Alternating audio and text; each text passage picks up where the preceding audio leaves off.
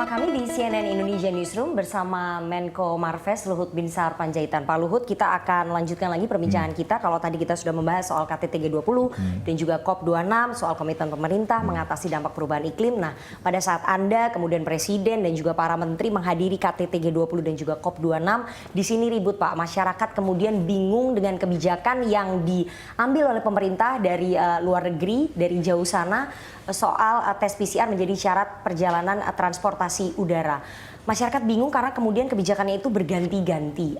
Pertimbangannya apa sih Pak pada saat itu menetapkan tes PCR menjadi syarat perjalanan udara di tengah kasus sedang melandai, Pak Luhut? Itu dulu. Nah, begini ya. Sebenarnya ini kita bilang kita nggak boleh jumawa dengan apa yang kita punya sekarang. Karena kita lihat pengalaman negara-negara lain. Israel tuh sempat cerita kami dengan Pfizer 90% sudah suntik. Tiba-tiba kasusnya naik. Karena mereka terus bebas semua. Begitu juga di Eropa, di Belanda, sampai gelombang keempat, sampai rakyatnya demonstrasi. Begitu juga di Inggris. Begitu di banyak negara. Kan kita belajar. Jadi kita belajar dari semua. Karena belum ada obat yang untuk tadi untuk COVID. Satu, yang kedua belum ada efikasi daripada vaksin 100%. Jadi kalau udah begitu kita sekarang bagaimana kiat kita supaya jangan naik lagi nih. Kita kan takut kalau naik lagi. Karena kalau kita naik itu 1 minggu kita rugi 5,2 triliun rupiah. Dan jabatan-jabatan yang banyak yang tidak kerja. Tadi misalnya ada teman-teman dari media cerita di kantor itu kita sepi. Karena nggak boleh kerja kan, PPKM. Apa kita mau gitu lagi? Nah, kalau kita tidak mau gitu lagi, kita sekarang nyari. Ini sudah saya bilang, penanganannya sekarang saya juga lapor presiden sudah seperti science and art. Jadi sainsnya itu kita udah tahu semua karena orang-orang epidemiolog juga sama kita kerja terus. Jadi kita exercise tiap minggu. Bagaimana? Bukan, jangan Nana pikir itu keputusan saya nggak sendiri, Nana. Satu proses pengambilan keputusan yang mendengarkan banyak pihak sesuai keahliannya masing-masing. Dokter juga kita dengerin, tanyain semua.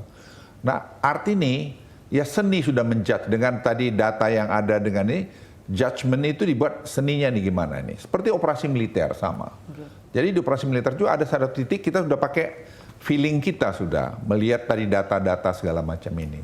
Sama juga ini. Jadi saya melihat, saya lapor pada presiden dan proses pengambilan keputusan itu kan juga bukan sederhana, ada tahap-tahapannya. Saya lapor presiden, Pak, kalau saya lihat kita tetap harus hati-hati. Karena kalau kita tidak hati-hati, naik lagi, nurunkan itu nggak gampang. Nana masih ingat 3 bulan lalu kan, tiap hari WA kita innalillahi, rest and peace, apalah gitu, macam-macam lah gitu. Dulu orang yang tidak kenal. Tapi dalam dekat-dekat terakhir waktu sebelum 15 Juli, mungkin teman dekat kita, mungkin sudah saudara kita, mungkin itu kan sekarang kita udah lupa itu. Baru kejadian 2 bulan lalu, semua pada nekan pemerintah. Seolah-olah pemerintah ini nggak care, nggak bereaksi segala macam. Apa kita mau lagi gitu? Kan nggak mau.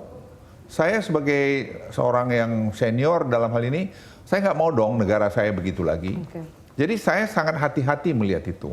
Dan sangat hati-hati juga nyarankan pada presiden. Ya nggak selalu kita setuju, ada pro kon ini. Tapi saya termasuk mungkin yang agak konservatif melihat. Karena apa? Saya melihat G20 nanti di Bali. Karena permintaan dari Tiongkok misalnya, dia mengatakan kalau boleh jangan ada COVID lah, nanti supaya Presiden Xi Jinping juga bisa datang. Itu juga menurut saya sangat benar. Jadi untuk itu supaya terjadi, ya kita jangan ceroboh melakukan kegiatan-kegiatan kita. Jadi PCR ini tujuannya adalah terus terang aja menunggu sampai nanti naik sampai 90% divaksin yang pertama, mungkin 60% vaksin kedua, kemudian elderly juga divaksinnya naik. Kemudian juga nanti obatnya kita harapkan dapat. Sehingga jadi menunda orang untuk traveling itu jangan rame-rame dulu gitu loh. Tapi bebas, tapi ya jangan bebas amat gitu loh. Itu yang saya bilang seni tadi. Persoalannya Pak itu dinilai diskriminatif karena hanya diterapkan ke transportasi udara. Kalau memang ingin menekan penyebaran, kenapa tidak diterapkan di semua moda transportasi? Kita kan antigen di bawah ya. Kita juga berpikir yang paling cepat penafsu kan dari udara, ya. Kita mikir, ini kalau kita terapin semua, masyarakat di bawah gimana? Kita pikir paling tidak kita ngurangin. Paling tidak kita ngurangin. Kita exercise banyak seperti persis ini. Kenapa nggak kita semua? Saya bilang, satu titik nanti, kalau kita lihat memang peningkatan itu agak kita lakuin semua aja. Kenapa tidak? Ini kepentingan siapa sih? Kepentingan rame-rame kan gitu. Kalau bentarnya ada yang bilang nanti nggak setuju, ya sudah, kalau nggak setuju, tanggung jawab loh. Kalau naik nanti jangan blame kita loh. Ya harus berani dong. Jadi jangan hanya ngeritikin anak gampang. Tapi kalau kau sudah kejadian nanti pada lepas tangan. Nah saya enggak. Ya kalau mau dikritik silahkan aja. Buat saya, pokoknya saya selalu menghitung worst case scenario.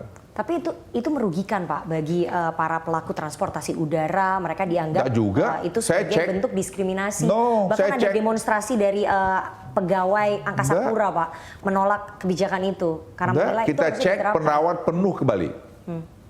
Kita cek, saya itu selalu udah gitu, saya kirim tim lihat. Sama ngirim tim misalnya ke mall, ngirim tim ke klub malam, ngirim tim ke lihat bener nggak prokesnya itu dilakukan. Sama aja kita lihat Bali itu penuh semua. Bali itu penuh semua. Dan sekarang kalau nanti Bali itu naik tiba-tiba lagi naik ke atas, orang nggak mau datang ke Bali gimana? Tapi ini kebijakannya berubah dalam 2 minggu ini 3 kali Pak. Jadi sampai ada yang mengatakan bahwa pemerintah ini testing the water, coba-coba. Jadi dilempar dulu kebijakannya, kalau kemudian publik itu menolak baru dicabut lagi kebijakannya. Terkesan tidak konsisten begitu Pak. Tidak juga. Kita memang sangat menyesuaikan dengan perkembangan COVID itu sendiri. Begitu kita tahu tadi mengenai apa namanya itu Delta AY 4.2, kita sudah alert semua sekarang. Saya udah bilang makanya ditanggapinya juga negatif. Kalau ini benar terjadi dan mulai masuk, karena itu 15% lebih jahat daripada Delta varian. Delta varian sudah jahat sekali. Kita pasti akan bikin ketatin. Orang bilang, wah ini nggak konsisten. Lah ya pesakitnya nggak konsisten, ya kita pun nggak konsisten dong. Artinya pemerintah akan mengambil langkah lebih tegas kalau misalnya melihat bahwa varian Delta Plus ini AY42 akan masuk ke tanah air gitu Pak. Makanya genome sequencing itu jalan. Dari genome sequencing itu ke Menteri Kesehatan yang itu melakukan monitoring dengan ketat. Dan sekarang kita bersyukur kita jauh lebih bagus daripada sebelum Juni Juli tahun ini. Sekarang kita pengalaman kemarin Juli dengan Delta varian kita lebih siap. Pak, saya mau tanya, kabarnya Presiden itu sempat marah Pak di dalam ratas kabinet karena buruknya komunikasi publik dan juga sosialisasi soal tes PCR ini. Kenapa para menteri tidak bisa mengkomunikasikan dengan baik sehingga terjadi keributan begitu di bawah? Benar nggak Pak? Ya nggak marah ya, mengingatkan. Saya kira, Presiden itu mana pernah marah.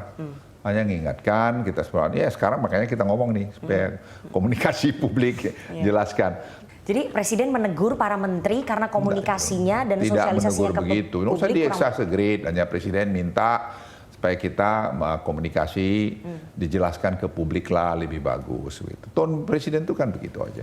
Tapi Presiden sempat tanya kenapa harga PCR tidak bisa semurah negara lain begitu? Negara mana yang paling murah dari kita? Ada beberapa. India karena reagennya. Ya sekarang Amerika kamu lihat berapa? Ayo Nana, Amerika. $158 lah. Mana? Saya dari Amerika $350. Dia minta kalau kita datangin ke dia $250. Di Singapura tanya berapa ratus dolar. Enggak juga. Memang kalau waktu-waktu awal tahun lalu, karena kekurangan reagen segala macam, itu sampai 5-6 juta rupiah di kita. Itu sebabnya waktu itu kita pengen punya reagen sendiri, punya bikin sendiri. Itu yang men-trigger itu kejadian. Tapi itu kan supply demand. Akhirnya perlahan-lahan itu bisa menurun. Tapi satu yang mau tambah ya, setiap keputusan selama saya menjadi ketua penanggulangan untuk COVID di Jawa Bali, setiap keputusan yang akan menyangkut pembelian itu harus diaudit oleh BPKP. Ya, saya ulangi itu, harus diaudit BPKP. Karena saya tidak mau bikin salah. Diaudit. Jadi BPKP dengan Kementerian Kesehatan yang menentukan semua ketentuan. Silakan cek. Jadi mau harga itu berapa ya BPKP lihat. Jadi harga itu bisa naik turun atau bisa masih tinggi. Itu supply demand. Yes. Jadi kalau demand-nya tinggi, supply-nya nggak ada, ya pasti naik harganya. Oke. Tapi kenapa kemudian pemerintah tidak membuka sih Pak harga komponen PCR? Dibuka saja sebagai bentuk transparansi ke publik. Ada, tanya aja kepada si BPKP, ada dia. Apa sih semua dibukain harga ini dibukain? Emang kita ini negara apa? Di negara lain juga nggak gitu. Kita ini aja kadang-kadang sok demokratis, kadang-kadang nggak jelas. Ada tuduhan bahwa kebijakan mensyaratkan tes PCR sebagai syarat perjalanan transportasi udara itu menguntungkan segelintir pengusaha. Karena tadi ada ketidakterbukaan Pak soal harga komponen PCR begitu ya ke publik. Kan gitu. gampang. Salah satunya yang terseret itu nama Bapak. Ya, udah itu kan yang banyak sudah disebut dalam salah satu majalah. Nama Bapak majalahnya bilang aja majalahnya. Melalui PT Toba Sejahtera dan PT Toba Bumi Energi mendirikan PT GSI Lab. Bagaimana kemudian ceritanya Pak, meskipun staf Bapak sudah menjelaskan, tapi kita pengen dengar ceritanya sampai perusahaan Bapak bisa mendirikan PT GSI Lab itu seperti apa? Sebenarnya itu persoalannya itu kan tahun lalu, bulan Maret, waktu mulai rame. Jadi semua kan kita nggak ada, harus banyak impor. Saya sudah singgung tadi awal itu, orang mau PCR itu 5 sampai 7 juta, satu minggu. Satu minggu itu. Nah, ya saya diminta nyumbang, ya carilah sumbangan-sumbangan. Nah tiba-tiba Setok juga bilang, Pak ini ada karena kekurangan PCR, ada Adaro, apa namanya itu, Indika, ada 7-8 perusahaan-perusahaan itu mau bikin apa namanya usaha sosial, ya tidak ada dividen, untuk membantu PCR ini yang bisa 5.000 sekali putar satu hari. Saya bilang oke, Pak Bapak nyumbang katanya. Ya, saya nyumbang. Nah, udah nyumbang aja tok kita gitu. Melalui PT Toba Sejahtera. Ya, nyumbang. Nah, terus saya nggak sebut PT mana. Nah, terus Setok pergilah ke CEO saya, Nana juga namanya. Nah, Nana CEO saya, ya terus ngasih duit. Ya udah selesai, saya nggak tahu. Saya nggak ngerti apa JSI, apa saya nggak tahu. Sampai kemarin ada peristiwa ini, rame dibuat itu. Jadi, nah JSI ini rupanya saya usut tadi yang cerita Setok itu aja semua ada. Itu kronologis seperti itu. Yang salah di mana? Jadi anak buah Bapak tidak melapor kalau kemudian PT Toba Sejahtera, perusahaan Bapak menaruh saham di PT GSI Lab. Nah, karena dan saya ikut nyumbang, berbisnis PCR. Karena saya nyumbang tuh besar loh. Saya nggak mau cerita-cerita. Karena saya bilang dengan segala macam, Setok bilang, Pak, Bapak nyumbang ya. Ya nyumbang mana? Siapa? Saya teleponin teman-teman saya. Ada yang dari ini, dan segala macam. Mereka nyumbang barang-barang. Ya alat, tidak ada yang nyumbang uang ya. Itu kepada kegiatan itu. Nah, kalau ke GSI itu saya naruh duit memang. Saya minta. Karena mereka untuk, tapi tidak dalam konteks untuk ambil untung. Jadi konteks tadi, saya baca kemudian kemarin itu 51% itu harus dikembalikan untuk membuat barang-barang baru untuk tadi disumbangkan. Mereka tuh, saya nyumbang di 7 universitas itu. Dia ada di UI, di USU, di UGM, di mana itu? Itu sumbangan dari saya tuh. Enggak ada untung. Apa yang mau diuntung? saya terlibat ini. Untung kita buat itu Maret, April, Juni tahun lalu. Kalau enggak lebih parah lagi kemarin Juli itu. Meskipun tidak mengambil untung ya Pak ya, dan Bapak menyumbang, tapi sebagai regulator, sebagai koordinator PPKM Jawa Bali, Bapak nggak menyadari bahwa ini akan menjadi konflik of interest, konflik kepentingan? Ya, kemudian setelah saya tahu ada GSI ini, saya bilang, sebenarnya nggak bagus juga tuh bikin gitu. Walaupun tidak ada satupun keputusan saya ulangi keputusan saya untuk kepentingan itu tidak ada. Karena semua harus diaudit oleh BPKP. Jadi nggak ada sama sekali itu. Sama sekali nggak ada, nol. Jadi nggak ada keuntungan yang mengalir ke Bapak? Ya gampang, cek aja, audit aja, kenapa itu repot. Tapi mengalir ke PT Toba Sejahtera? Nggak ada. Mengalir ke pemegang saham yang lain? Yayasan Adaro, orang kaya-kaya, PT Indika? Itu yang dalam tuh, bisnis mereka tuh ratusan juta dolar, ngapain ngurusin gitu-gituan? Ngapain ngurusin gitu? Logikanya aja ngapain? Untuk apa mereka? Arsyad orang kaya, Boy orang kaya, si Patrick Wali orang kaya, super kaya. Saya sih mah segininya. Gak ada. Jadi orang nanti gini loh, orang ini lah mau aku bilang sama Nana, orang nanti lain kali ke depan jadi takut nyumbang seperti gini. Loh ya dong, kalau gini terus diperkarain, yang lain nggak nyumbang, dia menyelamatkan nyawa orang, dipersoalin. Berapa banyak Nana nyawa orang yang terselamatkan akibat mereka? Saya kan kecil aja di situ. Berapa persen? Jadi selama PT GSI berdiri dari tahun lalu sampai hampir 2 tahun pandemi, tidak ada satupun keuntungan yang masuk ke kantong Luhut Binsar Panjaitan ataupun ke kantong perusahaan-perusahaan lain. Mana yang paling gampang, kita nggak usah marah-marah. Audit aja, ya selesaikan. Kenapa sih mesti ribut? Dan itu kita minta kepada Tempo. Makanya saya bilang majalah ini kredibilitasnya di mana? Basis evidence based dong.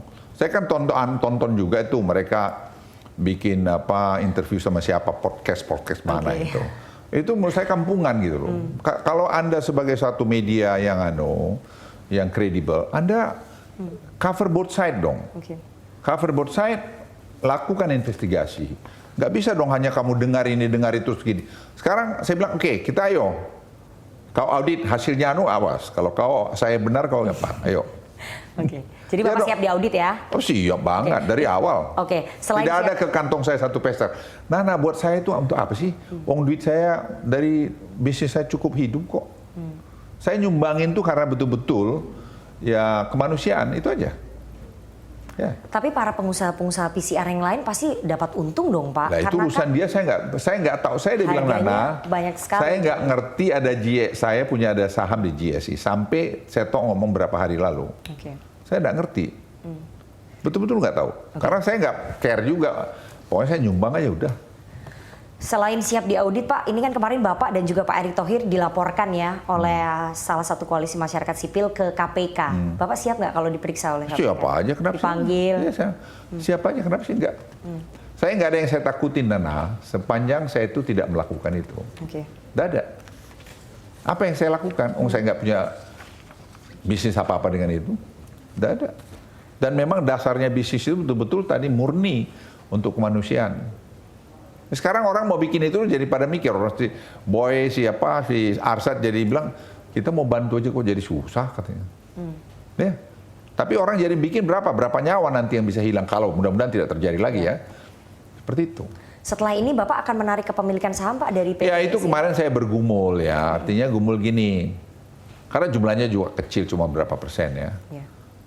Saya bilang kalau saya mundur, lantas nanti ini kasihan dong orang. Sepertinya saya meninggalkan, ya itu nggak ada kesetiaan kawanan, nggak bagus. Tapi saya tahu apa Jody, saya bilang biar. Tapi saya satu aja, saya nggak akan pernah menerima apapun dari sana. Biarkanlah ada uang saya itu di situ. Itu biar aja proyek kemanusiaan. Sama seperti saya bikin Dell, saya bikin SMA Unggul Dell. Saya kan taruh uang itu berapa ribu orang yang sudah menikmati pendidikan bagus tanpa saya dapat untung sama sekali dari situ. Nggak ada. Saya malah subsidi sampai udah 20 tahun nih. Saya masih subsidi kok berapa miliar setahun untuk hire guru-guru yang bagus. Ya itu orang nggak ngerti mungkin karena orang tuh selalu berpikir kalau jabatan di Luhut ini pasti kaya raya lah, nari duit sana sini. Udah berubah. Karakter itu tidak sama dengan yang mereka bayangkan. Saya tidak pada posisi seperti itu. Ya saya bukan orang baik, banyak juga dosa saya. Tapi saya pikir saya nggak sampai sejahat itulah untuk memanfaatkan jabatan saya untuk keuntungan pribadi. Saya pikir sih belum lah, nggak lah. 2 menterinya dilaporkan ke KPK. Presiden nggak tanya Pak, nggak memanggil ataupun menyinggung sedikit pun ke Pak Luhut? Presiden percaya kita nggak akan lakukan itu. Ya, Presiden sampai hari ini percaya kredibilitas kita untuk tidak melakukan hal semacam itu. Sangat naif itu. Pertanyaan terakhir Pak Luhut, kalau memang nanti dipanggil KPK kemudian terbukti ada konflik kepentingan ataupun konflik of interest dan trading of influence. Ya kalau saya terima duitnya saya resign gampang aja. Itu saya itu aja repot. Itu aja repot. Tapi saya juga pengen tanya itu majalah Tempo itu kredibel nggak laporannya? Kalau dia ngelaporin saya dulu masalah saham di Freeport, dia nggak bisa buktiin. Mana? Dia Panama Paper, apalagi Pandora, apa segala macam itu. Jadi jangan pikiran jahat dong. Kok berpikir itu positif lah. Masa negeri ini mau dirusak dengan laporan-laporan kampungan seperti itu? Kan nggak elok juga. Mendidik anak-anak muda kita nggak bagus. Itu kan nggak baik itu. Jadi kamu juga jadi ada pikiran jahat juga. Oh begini toh. Gitu. Itu kan nggak elok itu. Jadi saya hanya ingin sampaikan, tadi malam juga saya bicara di salah satu prokes, saya bilang, kita ini harus punya karakter. Oke. Karena kalau kita tidak punya karakter, kita jadi manusia apa? Ya. Dan kita sebagai pemimpin harus bisa beri contoh, beri keteladanan. Kita bisa salah, bisa saja. Kita bukan manusia sempurna. Tapi kalau salah itu dalam konteks tadi untuk kita mengambil untung, atau memanfaatkan jabatan kita untuk sesuatu, itu saya kira nggak benar. Oke. Saya bukan hanya kepada orang umum, pada anak cucu saya ngomong itu. Karena menurut saya Nana, hidup ini harus punya makna, ya harus punya makna. Jadi jangan kita hidup ini dengan cara menjelek-jelekkan orang supaya kita muncul. Enggak dong, berkarya dong. Banyak yang kau bisa buat kok. Dan berani tanggung jawab. Ya. Oke, jadi Bapak siap ya tadi menegaskan tadi yang Bapak sampaikan? Saya siap, kalau saya memang salah, saya resign. Apa sih? Banyak kerjaan saya di luar kok. Oke. Tapi saya tidak melakukan satu apapun. Ya, tapi saya juga ingin nanya nanti, Tempo itu gimana laporanmu? Benerin, kamu itu dong, periksa itu sampai jalan. Tapi kalau kamu nggak benar, minta maaf dong. Jangan kamu enak aja bikin rusak reputasi orang dengan berita-berita kamu berlindung kebebasan berekspresi. Ya, berekspresi yang bertanggung jawab. Jadi jangan hanya sekedar membuat laporan yang tidak bertanggung jawab. Itu nggak bagus. Orang bilang sama saya, Pak Luhut nanti orang urusan amat. Apa emang salahnya? Kalau dia salah kita harus bilang dia salah. Ngapain kita takut? Emangnya dia siapa? Waktu yang akan menjawab semuanya Pak. Nanti. Waktu yang akan membuktikan siapa yang salah, siapa yang benar. Nana. Terima kasih sekali Pak Luhut sudah menjelaskan berbagai macam hal, meluruskan tuduhan. Terima kasih sekali Pak Luhut atas waktunya kepada CNN Indonesia. Dan demikian wawancara saya dengan Menteri Koordinator Bidang Maritim dan Investasi Luhut Binsar Panjaitan. Saya Rifana Pratiwi pamit. Selamat sore dan sampai jumpa. Terima kasih Pak. Terima kasih. Aduh.